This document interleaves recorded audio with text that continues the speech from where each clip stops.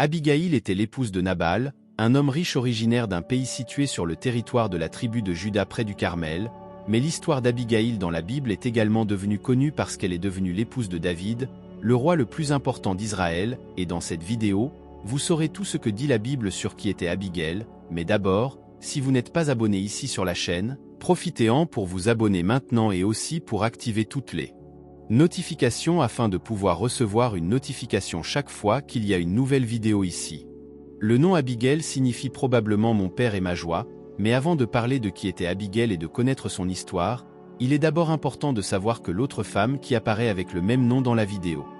Récit biblique et dans le même contexte historique que la plus connue Abigaïl est traitée si précisément une sœur du roi David et qui était la mère d'Amasa, une guerrière de l'armée israélite, alors il est important de ne pas confondre ces deux femmes qui apparaissent dans la même période de l'histoire biblique. La Bible parle d'Abigaïl, la femme de Nabal, la soulignant comme une femme belle, digne et pleine de bon sens.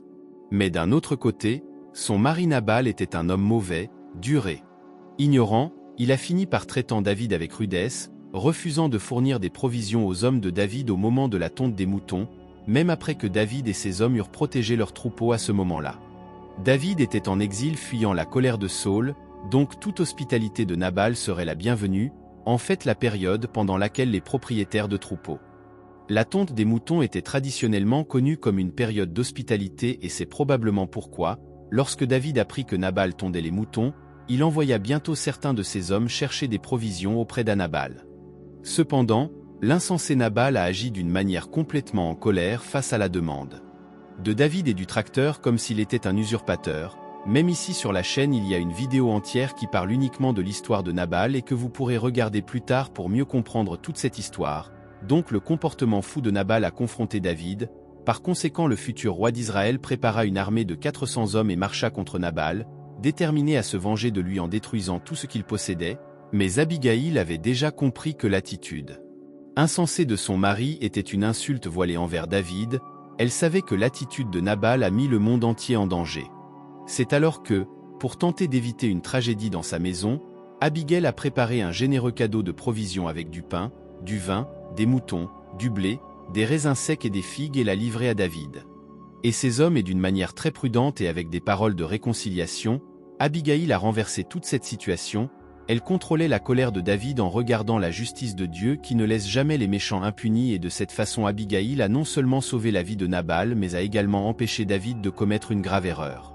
C'est pourquoi à cette occasion David a remercié Dieu d'avoir envoyé Abigail à sa rencontre car avec toute sa sagesse, elle a fini par l'empêcher de verser du sang inutilement en commettant une injustice à ce sujet. Le texte biblique rapporte alors David a dit qu'Abigaïl bénissait le Seigneur Dieu de Israël qui t'a envoyé aujourd'hui à ma rencontre et béni soit ton conseil et bénis toi qui m'as empêché aujourd'hui de verser le sang et de me venger de ma propre main parce que l'Éternel, le Dieu d'Israël est vraiment vivant, qui m'a empêché de te faire du mal, et si tu ne te dépêchais pas de me rencontrer, Nabal ne resterait pas jusqu'à l'aube du matin, pas même un garçon. Alors David prit de sa main ce qu'il avait apporté, il dit de monter en paix chez toi une fois ici. Que j'ai écouté ta voix et j'ai accepté ton visage quand Abigaïl est rentrée chez elle, elle a trouvé son mari complètement ivre, mais le lendemain Abigaïl a réussi à lui raconter tout ce qui s'était passé et en entendant les paroles de sa femme, Nabal a souffert d'un type d'attaque qui l'a laissé initialement paralysé jusqu'à ce qu'après environ 10 jours il finisse par mourir et quand il a appris la mort de Nabal David a remercié Dieu de l'avoir empêché de faire le mal et aussi d'avoir fait tomber le mal de Nabal sur sa propre tête. Nabal avait été complètement un homme imprudent et mauvais pour David, mais le comportement de David, voulant déverser toute sa colère sur la maison de Nabal, n'était pas non plus correct. Par conséquent, David lui-même a reconnu sa colère téméraire et était reconnaissant de ne pas avoir procédé à sa vengeance également après avoir appris cela.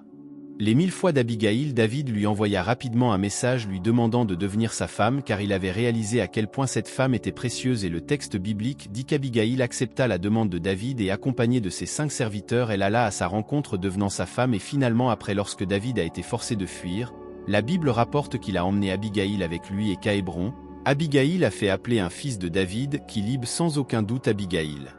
était un exemple en tant que femme pacificatrice prudente et sage. Elle savait reconnaître les desseins de Dieu pour la vie de David et avec sa juste attitude, elle a été utilisée par le Seigneur pour empêcher que le mal ne soit commis face à une situation défavorable d'un mari insensé et à la fureur d'une armée de 400 hommes. Cette femme a montré un comportement conciliant contrairement à son mari, elle a agi avec droiture et a réussi à empêcher sa maison d'être détruite au milieu d'une grande tragédie, donc l'histoire d'Abigaïl devrait certainement servir d'exemple pour nous tous à la lumière du profil de Nabal. Nous pouvons même nous souvenir de l'enseignement de l'apôtre Paul sur le comportement caractéristique de ces personnes, qui sont dominées par les œuvres de la chair. Alors la question qui se pose ici est, avez-vous tendance à agir plus comme Abigail ou plus comme Nabal dans votre vie quotidienne? Pensez Y, et si cela vous a plu de connaître l'histoire d'Abigail, laissez votre commentaire. Abonnez-vous ici à la chaîne si vous n'êtes pas encore abonné.